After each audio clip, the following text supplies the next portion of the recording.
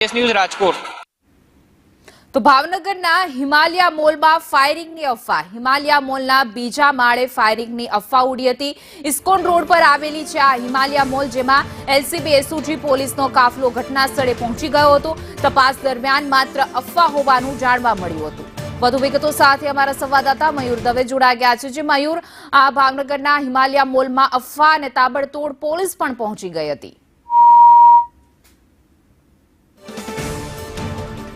ભાવનગરના હિમાલયા મોલની આ ઘટના છે કે જ્યાં બીજા માળે ફાયરિંગ થયું હોવાની અફવા ફેલાઈ હતી, જેને લઈને અફરાતફરીનો પણ માહોલ સર્જાયો હતો। જો કે પોલીસને જાણ કરવામાં આવી હતી, પોલીસ ઘટના સ્થળે પહોંચી, પરંતુ માત્ર અફવા હોવાનું સામે આવ્યું હતું। પોલીસનો કાફલો હિમાલયા મોલ પહોંચી ગયો હતો।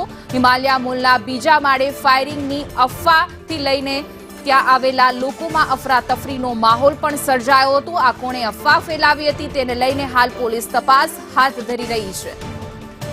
તો વધુ વિગતો સાથે મયુર ફરી અમારી સાથે જોડાઈ ગયા છે। મયુર, સમગ્ર ઘટના શું હતી, ફાયરિંગને લઈને અફવા?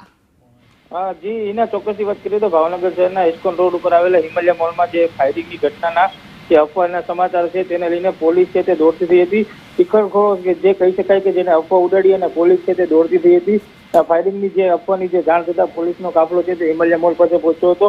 એલસીબી એસઓજી અને નીલમબાગ પોલીસનો જે મસ્ત કાફલો છે તે હિમાલયા મોલ પાસે થઈને ઘસી આવ્યો હતો। ત્યારે કહી શકાય કે જે રીતે ફાયરિંગની અફવાના જે સમાચાર મળ્યા હતા તેને લઈને પોલીસ તંત્ર છે તે એલર્ટ થયું હતું। જી મયુર, સમગ્ર માહિતી બદલ આપનો આભાર।